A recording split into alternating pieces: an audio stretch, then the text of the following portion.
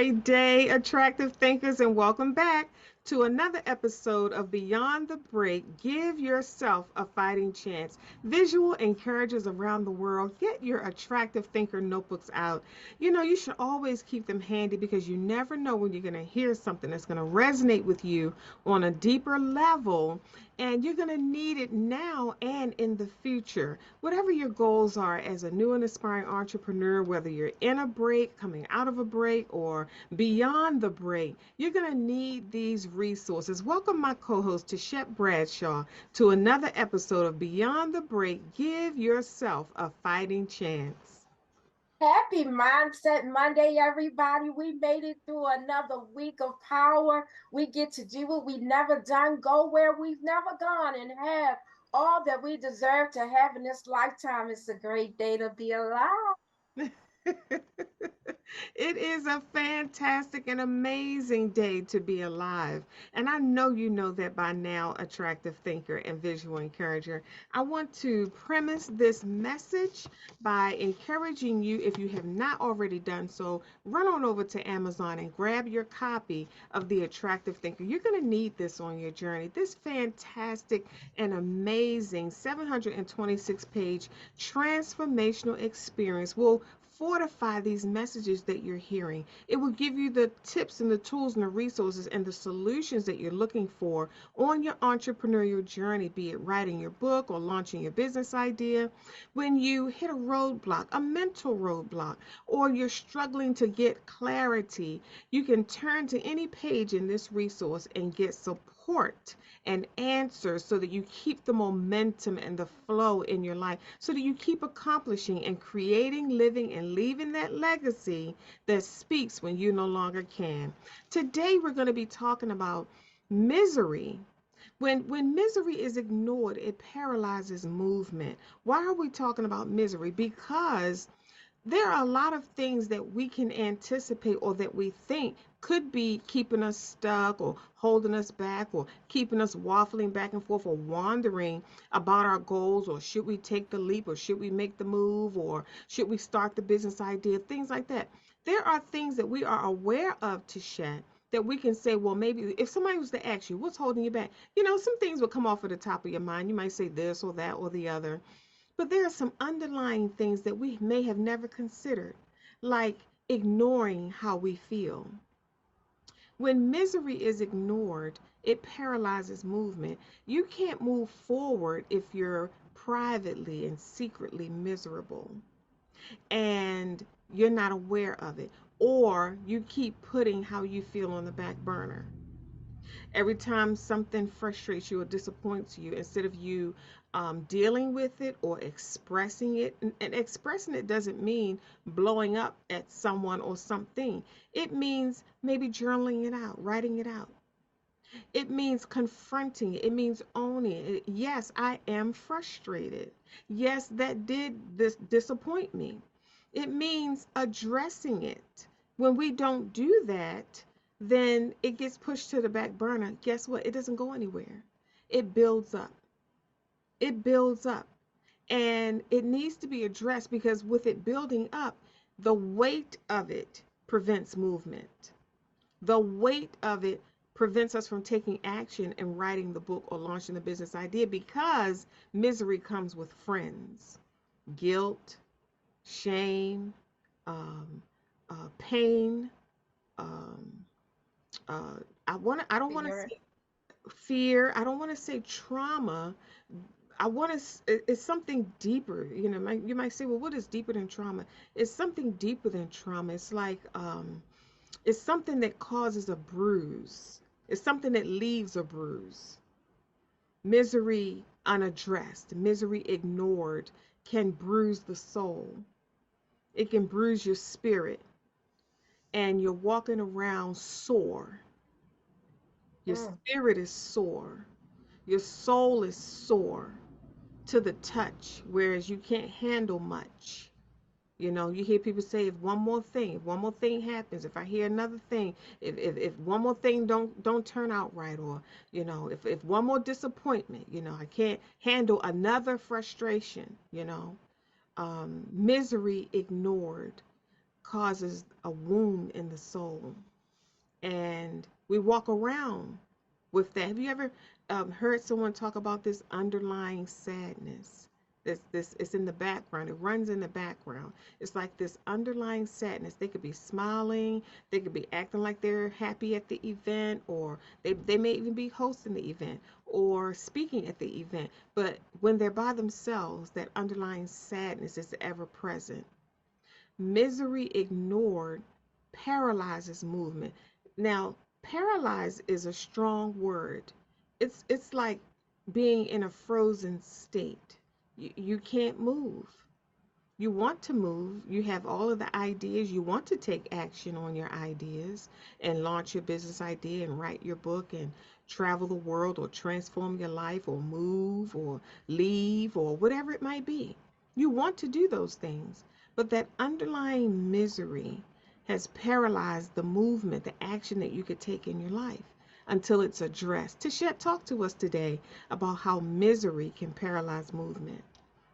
Absolutely. And also, Dr. Toni, when we think about being paralyzed, the feeling of trapped comes to mind. Mm. You, like you said, you feel like you want to move, but Mhm. you feel trapped because you know you're supposed to make a move, Mhm. but for some reason, one thing or another, you try to move and it's like you said, you feel frozen, right? And a lot of those things is because we ignored our feeling. Our feeling hasn't had enough weight in order to break us free from being paralyzed. Mm. When we say misery ignored paralyzes movement, we're trying to bring light to what's keeping you stagnant, stale, and stuck. Mm. And sometimes it's that you've made everybody else feelings, opinions, thoughts, decisions, ideas matter over your own. Imagine you ever hear someone say, I'm used to it. I'm used to that. They go through some suffering or somebody talk to them crazy or something happened and they say, why do you and you say, why do you let them talk to you like that? And you say, I'm used to it. It's okay. I'm used to it. You start making excuses for your misery. Why? Because you're used to suffering. Suffering is what you know. And Mm. so a lot of people walk around, and you can think about this physically too. A lot of people walk around thinking that something hurt is a normal part of their life, right? How many people will sit there and be like, my leg hurt, and I'm used to it. You just walk with a limp and you don't pay no attention to why you're walking with a limp. You allow that pain to stay there long enough that that pain becomes part of your identity. That's what we're trying to bring to the light, is that the misery that you feel in your spirit, in Mhm. your soul, in your mind, the misery that you have been experiencing is not a part of your identity. It doesn't have to be. It can be if it goes ignored. You allow misery to become part of your identity because you just allow it to go through your day with you. You let the pain in your back and the pain in your heart go with you all day because you're used to it. And then you say, well, I'm tired. I'm sick and tired. I'm through with being through. I need to make a move. But the one thing that makes you move, you're sitting here trying to get used to, and that's misery, right?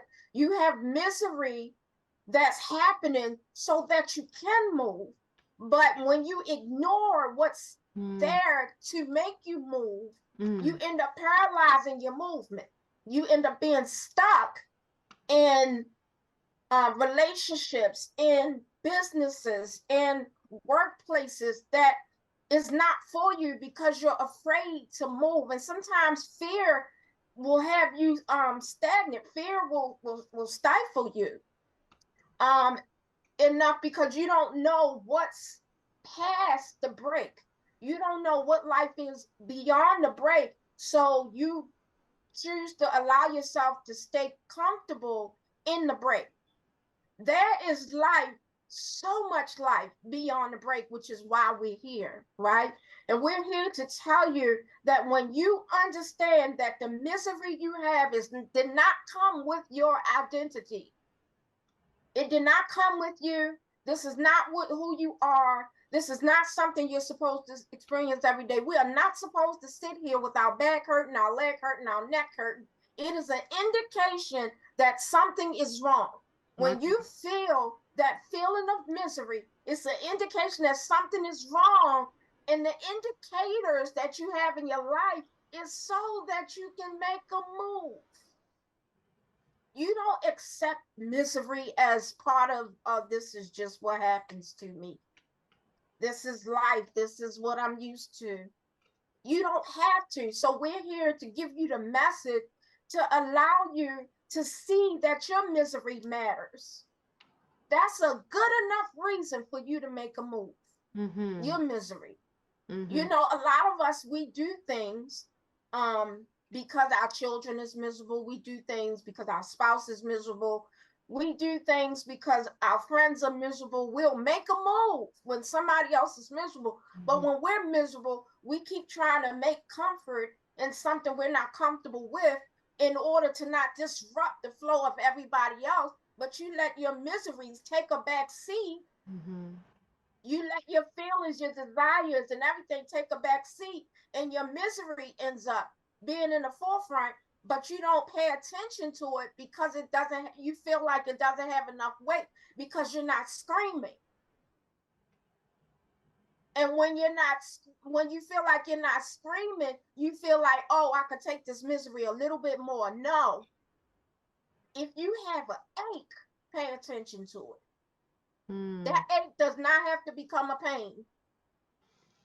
If you have something in your spirit that is nagging, pay attention to it.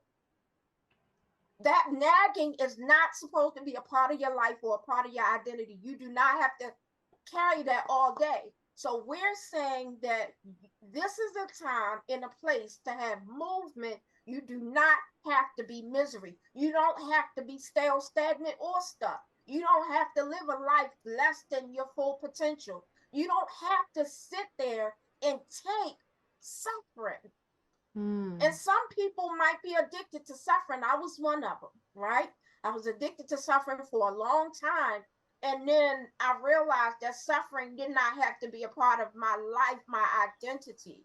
You know, that doesn't mean that I don't have trials or tribulations like everybody else, but what I'm not going to do is put up with suffering, right? You have to put an end to suffering at some point. And then when any trial or tribulation come up, you allow yourself to address it. Just you being uncomfortable should be enough to make you move. Mm. You being uncomfortable, not you being in pain, not you being in misery, not you being in suffering, you being just uncomfortable.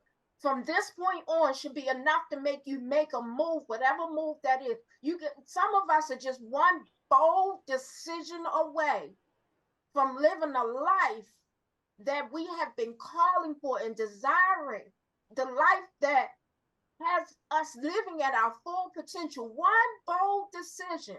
You know what that bold decision is? To make your misery matters, to make your uncomfortableness Mm-hmm. matter, to make it so you don't have to walk around with the pain of everyday life. What is that? Why are we walking around with the pain of everyday life instead of the joy of everyday life? The amazing experience of everyday life. Life does not have to be miserable. It doesn't have to be. Once you make that one bold decision not to have misery as a part of your identity, nothing can stop you from moving. Mm-hmm. Once you make that decision, nothing can stop you from moving. You've released the paralyzing effect on your life. Back to you, Dr. Toni. Tichet, that was so fantastic and amazing. And we're just going to keep going deeper with this. You explained that so beautifully. I'm going to pull out some key points that you talked about. Today's topic again is misery ignored paralyzes movement.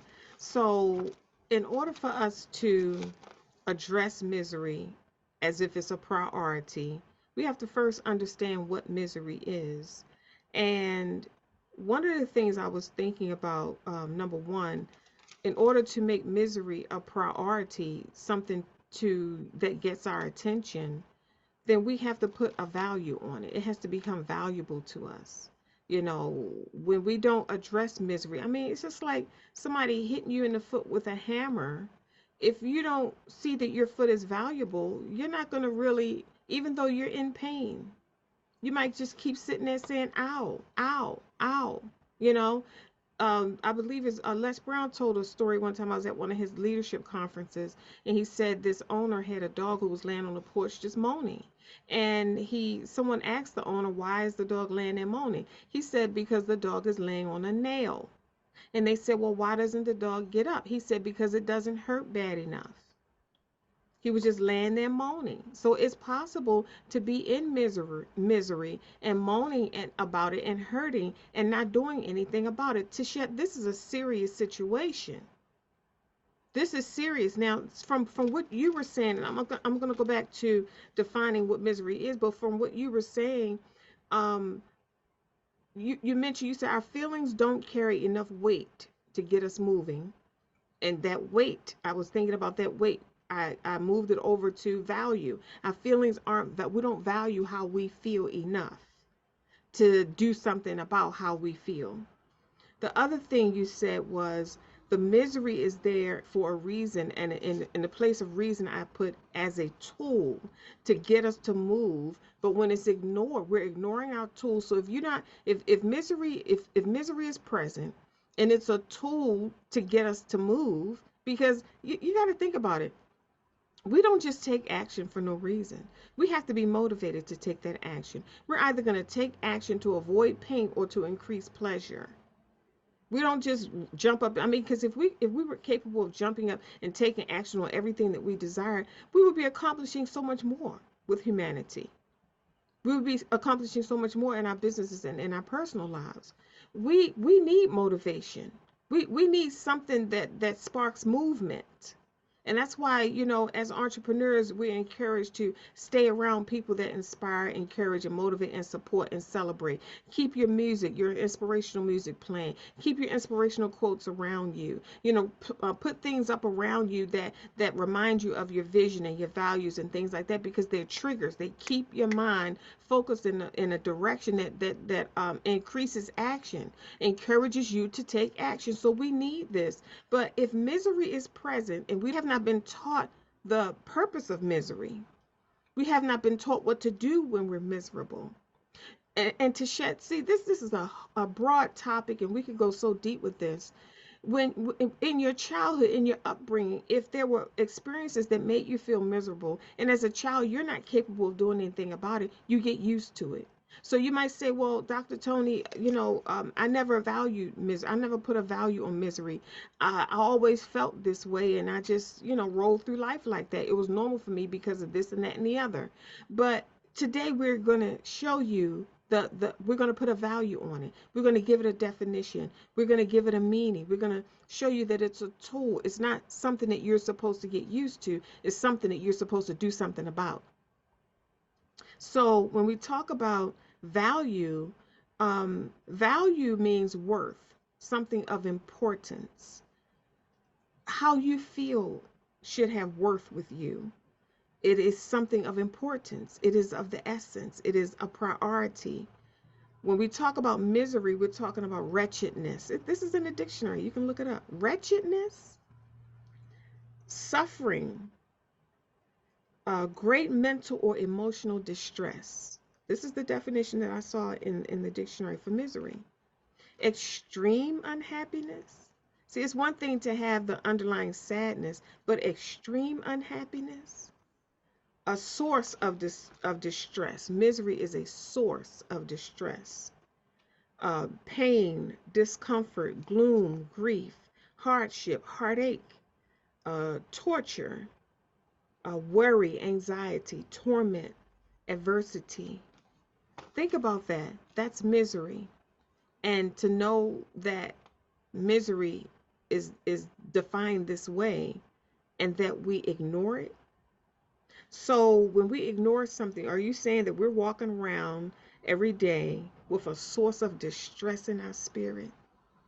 We're walking around every day with pain and discomfort and grief and hardship and heartache that we have ignored and told to be quiet. I can't address you right now. We're walking around with this extreme unhappiness, underlying sadness, torment, adversity, anxiety, worry, and torture that we simply ignore for what? We ignore it, we tolerate it, we push it to the side so that we can continue with the norm, the routine, what's expected of us, what we have to do. How many times have we said, I'm just doing what I have to do? But we didn't put a high value on how we feel in the process. This is important because as an entrepreneur, how I feel resonates through my business. It resonates into my client's spirit and energy. It resonates when I speak. It resonates when I sing my songs. It resonates in the books that I write, how I feel on the inside. And if I'm ignoring how I feel, then it's possible I could be carrying a lot of weight in my spirit that I don't need to be carrying, that is overbearing, that is weighing me down, that is paralyzing me from taking action in my business. You'd be surprised at what's really holding you back until you stop tolerating and ignoring and settling for what your heart desires, settling for anything less than what your heart desires, for what you really want. So the question is, what value have we placed on misery? Now that you understand the definition, you place a high value on misery. Tisha, I simply love what you said when you address misery. The purpose of misery and why it's there is a tool, not something for you to tolerate and put up with. It's and you also talked about, because I wrote some notes about how we how easy it is for us to jump to end misery for others, and we do it for our children all the time. Oh, your foot hurt, let me see. Oh, you hurt your knee, let me see. Oh, you have a headache, let me go make something for that. Oh, your stomach hurt, we address it quickly. If your child comes to you and says that their stomach hurt and they have a headache and they don't feel good, you don't ignore that. You stop what you're doing and you try to figure out what the problem is, and you go get a solution, because you're not going to be at rest another moment until they feel better. We put a high price and high value on other people's misery, and we don't address our misery with that same value. See, we're talking about this today so that you can get clarity on this resource and this tool called misery. It's a tool. When misery shows up, it should alarm you.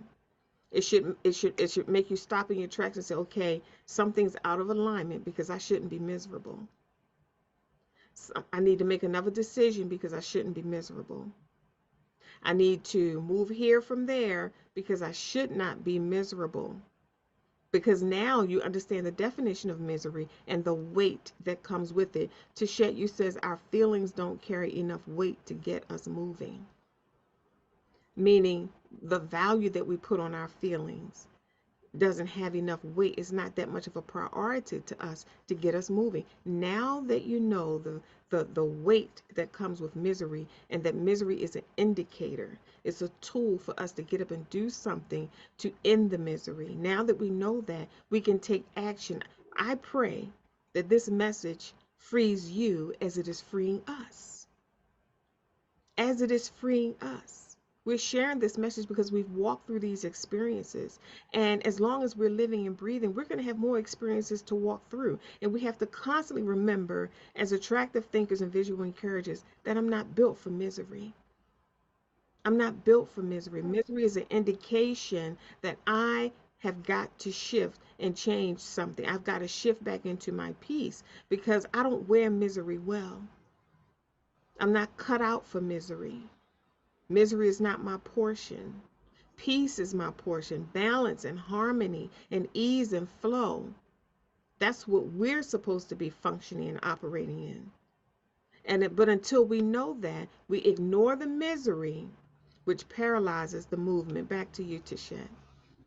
One of the things I was thinking too is we got to stop accepting force fed misery from people who Mm-hmm. are toxic. This is why we got to get out of toxic environments, toxic relationships, toxic thinking habits, toxic situations. We have to get out of all of that. Some of us, we're toxic in our own way, right? And we got to get away from that because you're eating, it's like eating something that is toxic, right? One of the things I was thinking about, Dr. Toni, while you were talking is when I thought about force feeding misery. Mm-hmm. When you're in a house with somebody who can't cook, Mm-hmm. right? And they're fixing all kinds of stuff that just no seasoning, no, it's just they serving food on the garbage can lid, however you want to imagine it. They're fixing something that's not good. Mm-hmm. What do you normally do? Do you take in and just swallow the misery while you struggle through eating that? Or do you say to yourself, I don't want to be gagging today. I don't want my stomach to be hurting, so I can't eat this. What do you normally do? That's an indication that you either tolerate misery or you make a sound or make a movement so that you don't have to set misery. Why would we keep being force fed misery from other people? And this is why we have to be set free. This is why we do this show. It's not just because we want some level of importance. We know that you can better give when you're okay. You can better do when you're feeling better. Great ideas come to you when you are free of guilt, when you are free of fear, when you are free of all the shame that you have carried and the judgment that you have on your life concerning misery and things like that. You can give better when you have more, right? This is why we share these things. We hope to create a fullness in you so that you can overflow enough that when you help other people, you're not emptying your cup, right? That you continue to stay full. You look at life in a certain way. So when we think about misery, and I said force feed misery, who's feeding you misery? Are you taking it in yourself? Are you cooking it yourself? Because sometimes it's not everybody, sometimes it is you. So we have to then evaluate what's misery in me. So I would like every visionary, every attractive thinker to take the time to assess, what am I uncomfortable with? What's the misery that I'm experiencing? What's making my stomach hurt? What's making my heart hurt? And I want you to access it. And then I want you to write down what's stopping you from fixing it. What's making you say, okay, I can tolerate this year after year after year after year? Like you said, Dr. Toni, earlier, when your kids come to you and their stomach hurt, you're gonna find a solution. Me, it don't matter who come. My father can come, my mother can come, my sister, anybody can come to me with something. And if I don't have a solution, I'm gonna find it. But Yeah. when it comes to me, My God. I have to keep that same energy. Mm-hmm. Now, before I didn't. Now I keep that same energy, right? I find a solution for myself the way I fight for myself, the way I fought for everybody else. We Mm-hmm. have to shift to that, Mm-hmm. right? You said, Dr. Toni, you'll find the solution to make sure that they feel better, Mm-hmm. right? You're somebody's baby too. You're Mm. somebody's child too, somebody's friend too, somebody's mother too. Mm. So you have to find a solution for you the same way you will do other people. Here's the thing, when you stop ignoring your misery and you find solution, you don't find a solution for only you. Mm-hmm. You find it for everybody that's going to come behind you and say, you know what, my stomach hurt. You're going to give them that same solution that you had when your stomach hurt. This is why we have to have answers. We're not doing life for nothing. Yeah, that's right. We're not just that's surface stuff. We're not doing this for nothing. We have a goal. We have, we have a potential to meet. We have a life that is waiting for us for the sake of having a wonderful human experience, right? And how do you have a human experience if you have the whole experience in pain. It makes you not want to do the experience, right? So we have to get to the bottom of what's making us misery. Why am I upset at this? What is triggering me? What is making my heart turn? You know, when you think of something, you like something's just not quite right. Um, don't ignore that. Don't go past that and keep doing it. What's Mhm. not right? Because if you can figure out what's not right, it'll show you which direction you need to go in. But misery is not the direction we need to go in. And Mhm. like you said, Dr. Toni, is it a tool? And it's not a tool that should be ignored. You can ignore it if you want to keep going in that direction, but it should not be ignored. And so I thought about, if we take care of ourselves the way we take care of other people, we can get more done, more accomplished in this earth, and more solutions are exposed, because while we're getting solutions, we're telling you the solutions that we're getting just by figuring out how to keep us from being miserable. I'm not going to keep going in my stomach hurt. Mhm. They made us think that you had to go through this life and be so strong. Mm. Mm. Accepting misery builds strength. I'm not a weak being, but why do I have to be this strong? Mm. Why do I have to keep carrying things when I got tools for that? It's like you have what's one of those things that you carry when you go? You remember how you used to see the old ladies with these baskets, and they would carry it to the grocery store, so when they come home, or they carry it to the laundromat, so when they come home they put their bags in there so they don't have to struggle carrying it. There's a lesson in that. Why are you carrying things the old fashioned way when you have tools that you can use to help you with the carrying of life's decisions or life's experience? When you have tools, why not use them? Mhm. If you have a drill, you use a drill, right? Or do you still just use a screwdriver? It depends on what you feel in that day. You want to have it the hard way or the easy way. But if you have a tool that helps you, why are we not utilizing it and ignoring it in order to what? For what? And that's what you said, Dr. Toni. We are accepting misery for what? Mm. Wow, what is the purpose of accepting misery? You just want strength? Is that it? You just want to be seen as strong, so Mm. you just got to tolerate certain things. Well, I remember being on a job and it was miserable to me, and I was tolerating it, number one, because of guilt. I felt too guilty to leave, and like you said earlier, Dr. Toni, um misery comes with its friends. We always talk about their friends, guilt, fear, and shame. We talk about their friends a lot because these friends are toxic, Yes. My God. Mhm.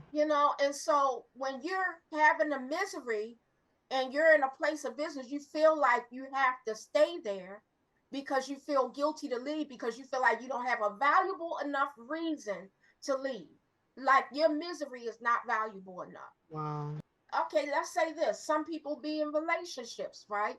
If a person cheats easily, they leave. Mhm. Why? That's a valuable enough reason to leave. He cheated, oh, I have to leave now. He beat me, I have to leave now, right? Mhm. But if you're in a relationship and you're not being abused and you're not cheated on, you're just miserable, it's not valuable enough to leave. Misery is an internal punch. Mm. It's a punch to your heart My when God. you're miserable with people and keep putting up with Mm. people who drains your spirit and drains your energy. You got friends that's draining your energy, family that's draining your energy, and now you're going to drain your energy in your own house. You can't even heal in your own home. That's a punch to the heart. Mm. Mm. Abuse doesn't always have to be a physical thing. Mhm. Sometimes it's mental. Sometimes they can say things. But what do you do in the case of abuse? You remove yourself from that situation. Mhm. And so if you're taking a punch to the heart, remove yourself from that situation as safely as you can. Mhm. And then you start to heal. And when you start to heal, you start to recognize who's in your corner and who's not. When you Mm-hmm. start loving yourself, you see who doesn't. Mm-hmm. Mm-hmm. You don't know who don't love you until you start loving yourself, and you say, wait a minute, they never respected me. Mm. My feelings, my thoughts, my wants, my desires, my needs, none of that ever mattered to them. Why couldn't you see it there? Don't judge yourself. When you love yourself, you see those things. It's not there for you to judge. It's there for you to take action from this point forward. Mm-hmm. It's there for you to take action so that you don't get yourself in those situations again. We don't have to keep grieving what's already done. Grieve it and then allow yourself to process it and then allow yourself to move forward, right? Because grieving can be stifling sometimes. We Mm-hmm. get stuck in that era, right? But there's power waiting for you. You can't have power and be grieving at the same time, Mm. right? So you have to at some point shift from misery to movement, Mm-hmm. right? Mm-hmm. So when you are when something happens that makes you miserable, you have to acknowledge that it is a good enough reason to make a change, whatever change that is. Every change don't mean leave, every change don't mean quit, every change don't mean give up.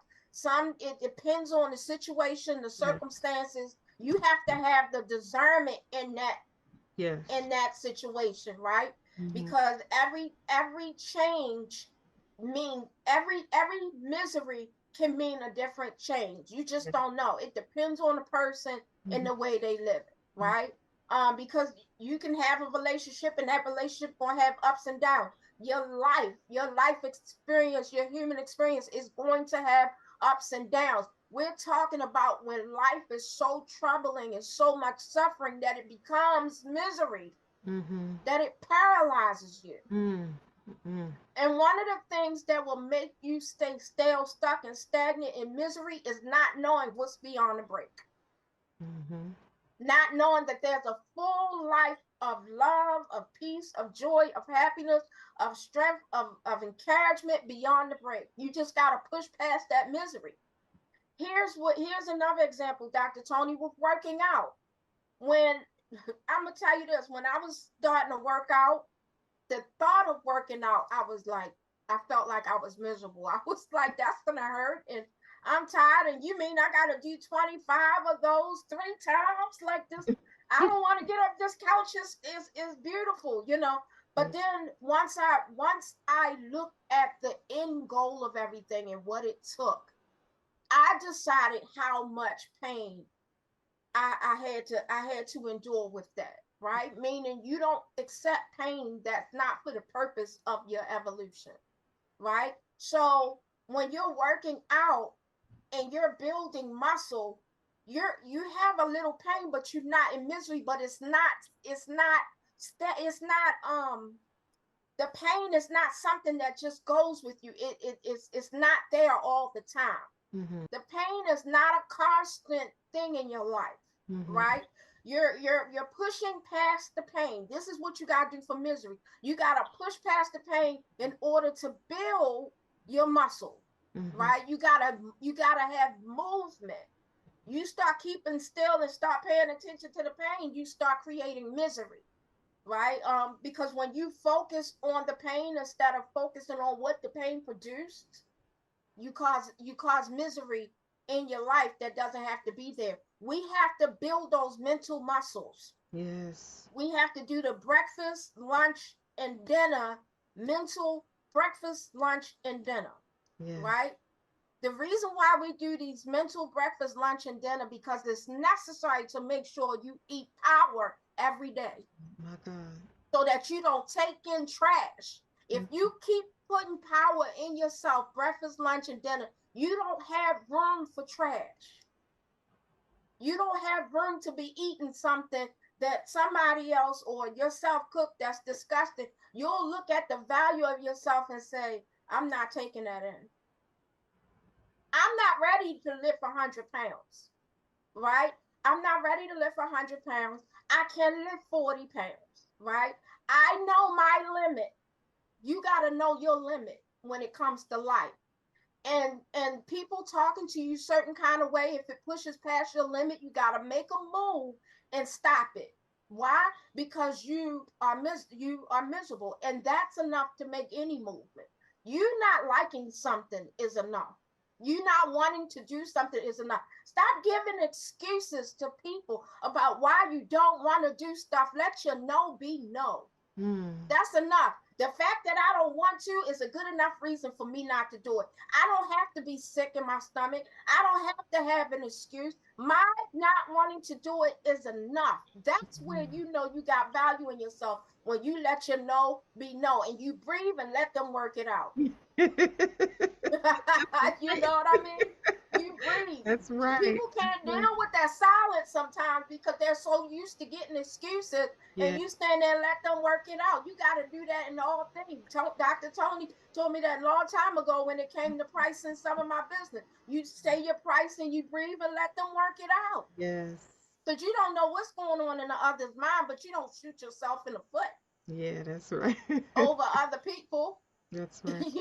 So we That's have to understand where the misery is coming from, understand why we're not dealing with the misery, for and what is making us stay in a place that keep causing the same misery over and over and over again. And this is how you break the cycle. Back to you, Dr. Toni. Oh my God, Tisha, so fantastic and amazing. What makes us stay in the misery and keep taking it over and over and over again is because we didn't have the clarity in the beginning. The attractive thinkers and the visual encouragers may not have had this clarity in the beginning. Now that they know the purpose of misery, now they know what misery is, they're going to make some shifts in their life and in their business so that they have more balance and peace and harmony within themselves. They understand their worth and their value, and they understand that anything that makes them miserable calls for their attention. It gets your attention. Now you have to make some decisions about some things, some shifts about some things. It may be how many times to shed have we wore a pair of shoes that hurt our feet and we kept wearing them because they were cute. But then we began to value our feet more than we valued the shoes and being cute. And what did we do? We changed the shoes. We gave Yep. those shoes that hurt our feet, we gave them away because we began to, at first, we valued the shoes more than we valued our toes being cut and pushed up in the front of those shoes and balled up in the front of those shoes. And we take the shoes off. You can see the strap marks from the shoes on your feet red, they hurt. You hop into the car because we valued being cute and the shoes more than we value that pain that we experience in our feet. But now we've matured. We understand that our feet are more valuable than the shoes we put them in. And we put better shoes on our feet that accommodate our balance and harmony and peace and calm and healing. We trust that this message has been healing to you, attractive thinker and visual encourager. Some of my final thoughts to shed, when you say things like the misery that we tolerate over and over and over again, sometimes we don't know where that came from. You got to go all the way back to the root of, when did I get comfortable with misery? When did I accept the fact that it was okay for me not to be happy? We have to ask ourselves these important questions in order for us to find out where this originated so we can uproot it. See, in order for change to take place, the root has to be pulled out, or it will continue to grow, like you said, Tisha, and we're experiencing this misery over and over and over again. So many times, in my childhood, through the religious organizations that I was raised under and things like that, we were taught to tolerate. We were taught to settle. We were taught to put up with and to continue to take it and take it and take it. After a while, you begin to think that there's something wrong with you, or maybe you didn't pray hard enough, or maybe you didn't fast long enough, or maybe you need to do this or do that or do the other, when that it wasn't any of those things at all. We have to get to the place where, as we realize that where misery is present, where frustration is present, where disappointments are present, they are an indicator for us to make some shifts so that we can shift back into they call it our happy place. so we can shift back into ease and flow and balance, where our thoughts flow with ease, unhindered, and our creativity flows with ease, unhindered, because we don't have to be stressed out and miserable. We don't have to function in the, what did they call it, the extreme unhappiness. We don't have to function in the hardship. Everything doesn't have to be this hard. It doesn't. It does not have to be this hard. And when you realize in your life that things are extremely hard, you got to step back and say, where are the places that I need to make some changes? Where is the pain? Where does it hurt? If I was the child that I support and help, what would I do first about my own pain and misery? How would I respond? How would I alleviate the pain and misery that I'm experiencing? See, and we have to flip it sometimes, because I don't know why, Tichet, but for some odd reason, it's easier for us to run to support and save others than it is for us to do that for ourselves.